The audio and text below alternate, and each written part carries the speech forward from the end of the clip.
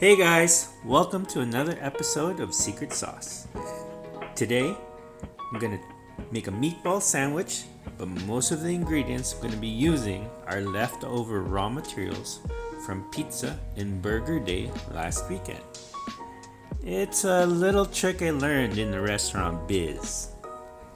Always have multiple uses per ingredient. That way, you can maximize the yield and limit any spoilages.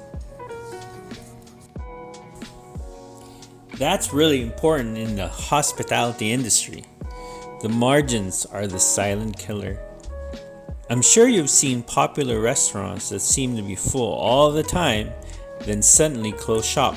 Of course, there could be many different reasons for their closure, but more often than not, it's kitchen mismanagement and misappropriation of resources. Anyhow, back to my meatballs. You probably saw me holding the cast iron a while ago with my bare hand. Don't worry, it wasn't on yet. I was just re-seasoning it before the heat. I find it easier to work with and for easier cleanup later on. For the meatballs, I just put a little bit of paprika, Italian herbs, pepper, salt, onion, and garlic powder, and a little bit of cumin.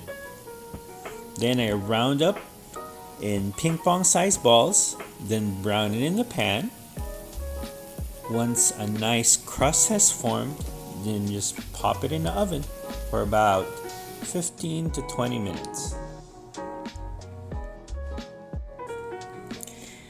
Once they're in the cast iron pan, you want to make sure you want to leave it alone and just let it crust and brown. You know when they're completely done when they don't stick to the pan anymore. But I get a little impatient and I like to play around with it, so sometimes they kind of break off. But don't be like me, be patient, just let it sit.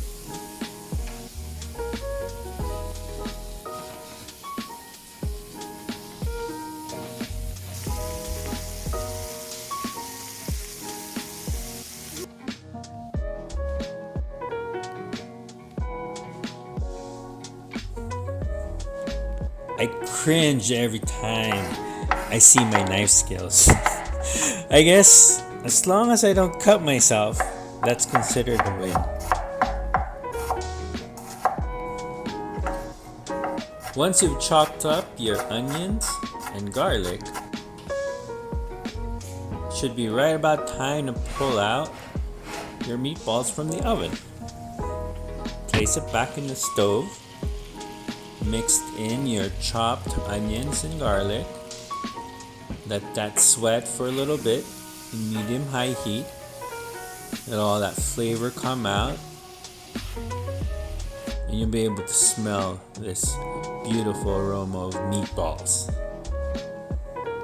I also have leftover pizza sauce that I made into marinara sauce the other day. I have just enough leftover for this bad boy. Mix it in. Make sure it's evenly coated, everything, all the meatballs. And you want to let that reduce so all that liquid goes away.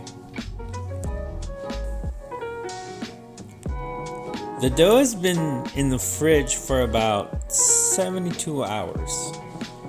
It's actually fermented quite well. And it has a little sourdoughy smell already.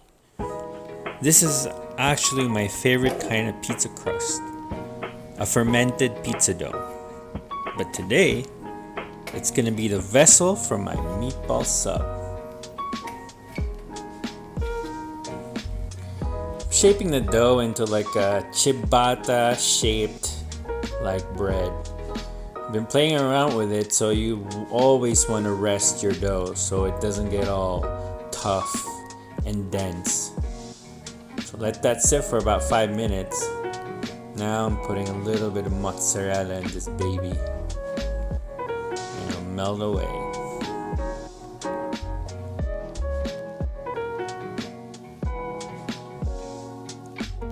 preheat your oven as high as it goes.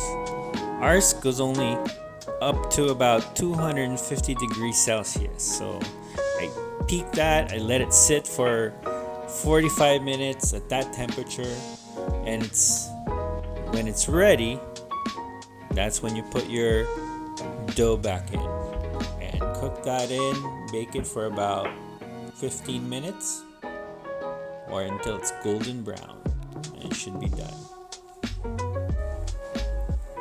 Voila!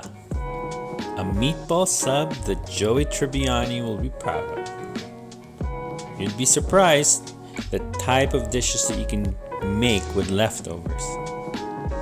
Hope you guys like this episode. Don't forget to subscribe and hit the like button. See ya!